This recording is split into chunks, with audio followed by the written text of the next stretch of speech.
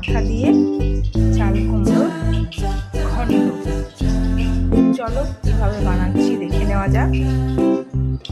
এদিকে আমি কড়াইয়ে সাদা তেল গরম হতে দিয়ে দিচ্ছি। এরপর আমি এর মধ্যে মাছের মাথাগুলোকে দিয়ে ভেজে নেব।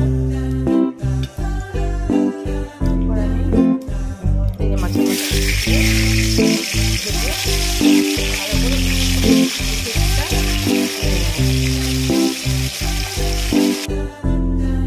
তো এই যে মাছের মাথাটা ভাজা হয়ে গেছে, ভেজে তুলে রেখেছি। এবার ওই তেলের মধ্যে আমি একটু দিয়ে দিলাম জিরে ফোড়ন, দিয়ে দিলাম তেজপাতা, আর দিয়ে দিলাম ছোট্ট একটা পেঁয়াজ। এবার পেঁয়াজটাকে ভালো করে লাল লাল করে ভেজে নিতে হবে। পেঁয়াজটা ভাজা ভাজা হয়ে গেছে। এরপর আমি এর মধ্যে দিয়ে দেবো কেটে রাখা চাল কুমড়োটা।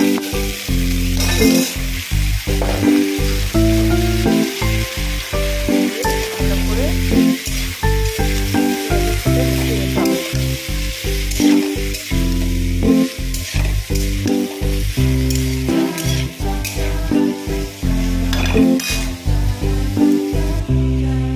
এরপর আমি একটু এর মধ্যে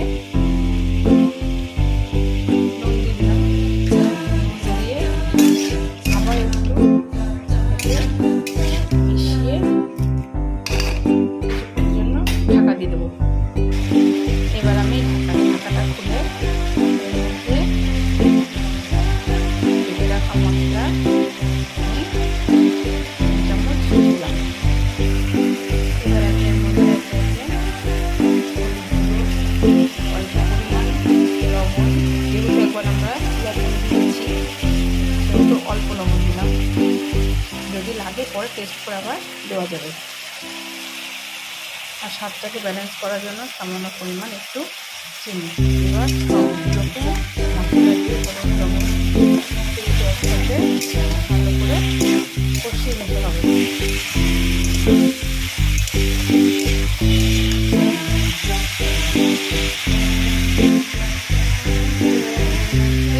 মাছের মাথাগুলো এখানে দিলাম, যাতে করে একসাথে মাছের মাথাগুলো মশলার সাথে একেবারে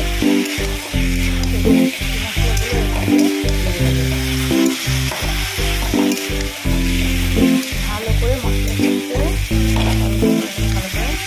ভালো করে দিতে হবে। এবার চাল কুমড়োটা যাতে ভালো করে সিদ্ধ হয় তার জন্য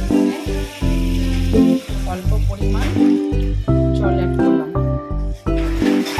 যাতে করে তাড়াতাড়ি এটা সেদ্ধ হয়ে যায় চাল কুমড়োগুলো। এবার কিছুক্ষণের জন্য আমি এটাকে ঢাকা দিয়ে দিলাম। তো মাছের মাথাগুলোকে আমি ভেঙে দিয়েছি এর মধ্যে, আর চাল কুমড়োগুলো সিদ্ধ হয়ে গেছে। এবার আমি ঝালের জন্য একটু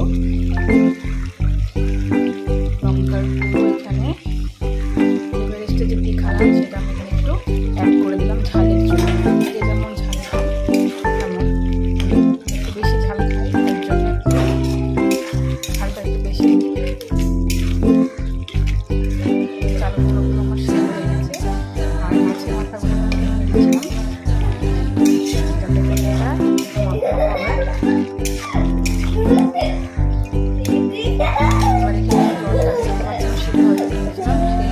গ্যাসের ফ্লেমটাকে বাড়িয়ে দিয়ে জলটা দিয়ে দিতে হবে।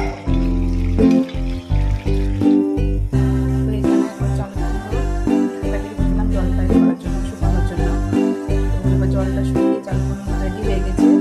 আর হ্যাঁ, এই পর্যায়ে একটু লবণটা চেক করে নেবেন। আমি এরপর থেকে একটু লবণ দিচ্ছিলাম, সেটা দেখানো হয়নি। তো নামানোর আগে একটু আমি এখানে গরম মশলা ছিটিয়ে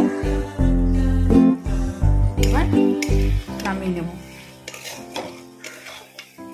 এই যে দেখতেই পাচ্ছ তোমরা, সুন্দর একটা মাখো মাখো ব্যাপার হয়েছে।